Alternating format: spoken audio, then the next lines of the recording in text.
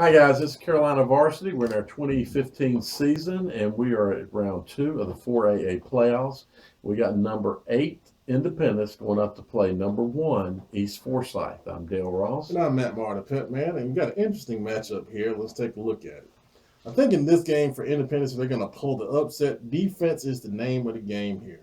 You cannot allow big plays to the Eagles to get these guys rolling. Against Olympic, take a look at the film. Linemen were allowed to get to the second level pretty easily. That created huge gains in the run game from multiple areas. They were running the inside, they were running the outside, jet sweep, zone reads, everything. You had linemen getting second level, cutting those linebackers off, and guys picking up 10 yards of pop in the run game. And then once, that was happening, Olympic had to commit more to the run. East went play action, hit some big plays over the top in the passing game. Very impressed with the East Forsyth offense. I think they do a great job of spreading you out with formation, hitting you with motion, and then making calls based off of what your alignment is to take advantage of whatever they want to do. They are awesome at that.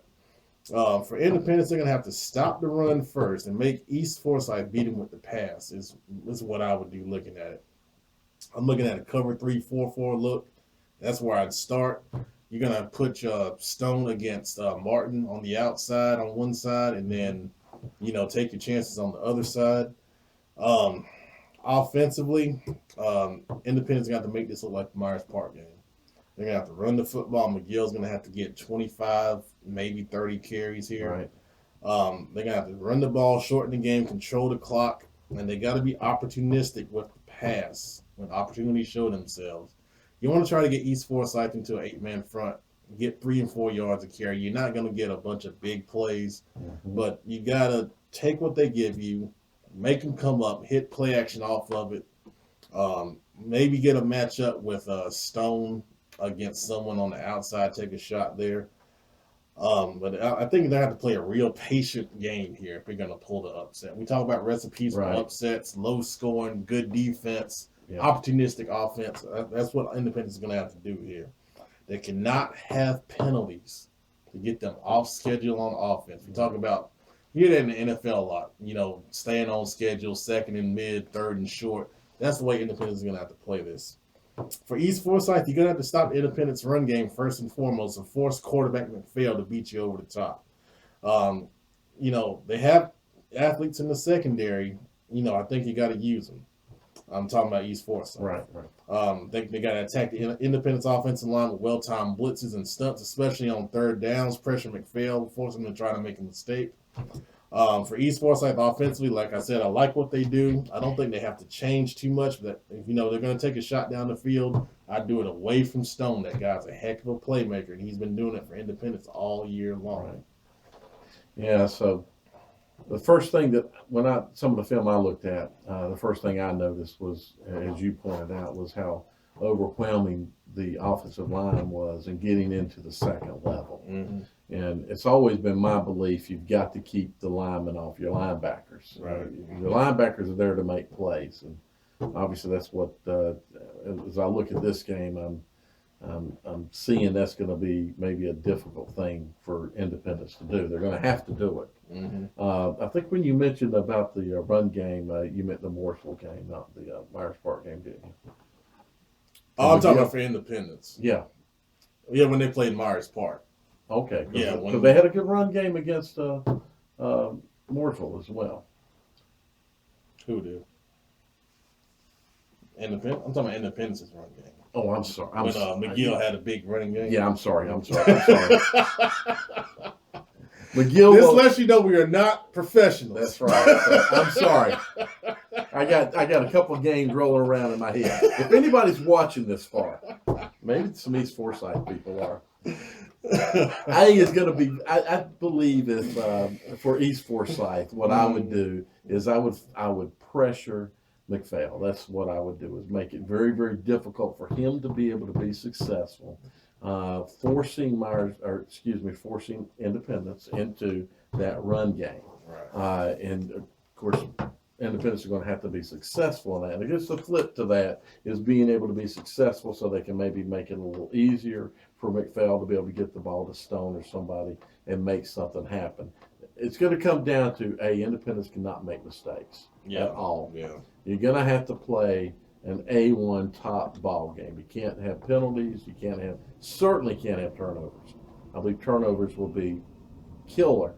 And should you happen to get a turnover, you've got to capitalize. Yes. Because just from what I've seen from these Forsyth, I believe they're going to score. I don't believe they're going to make a lot of mistakes. Well, here's the thing. Special teams wise, Stone's got to make some plays. I don't know. I hadn't seen East Forsyth's kicking game, but if they get an opportunity to return it, they have to get good field position out of it every single time. Well, Stone is, from what I saw of Southwestern 4A players, he is the player of the year because he is a player that can make things happen in all phases, like an Osborne. Not on the level of Osborne. No offense, Stone, but nobody is.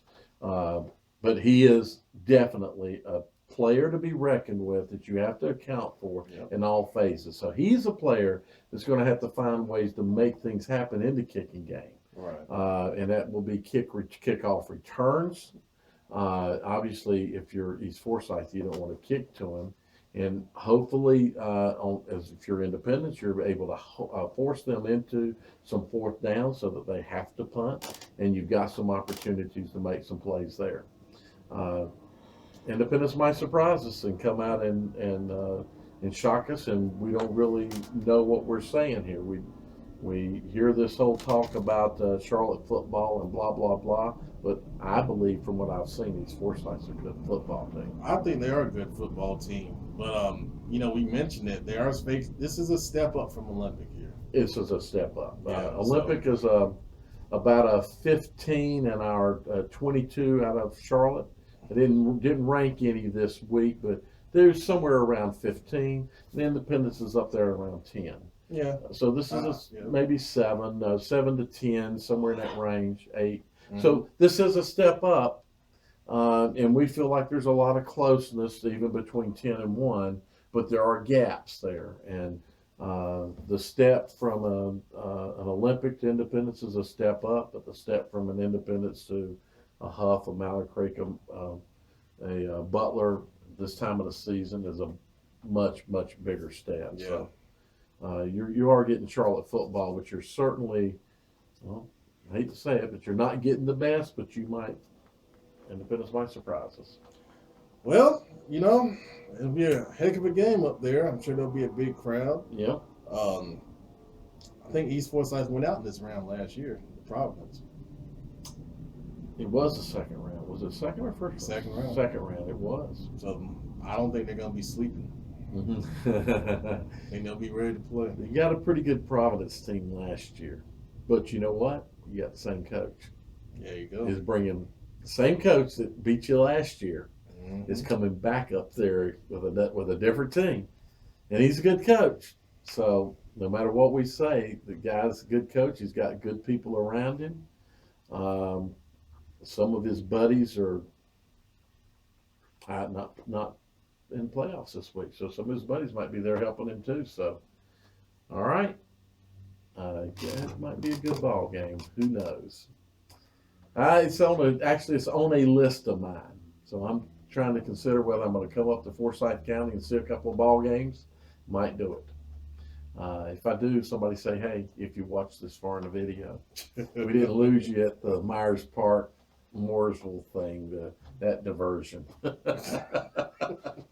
All on me. Thanks for watching.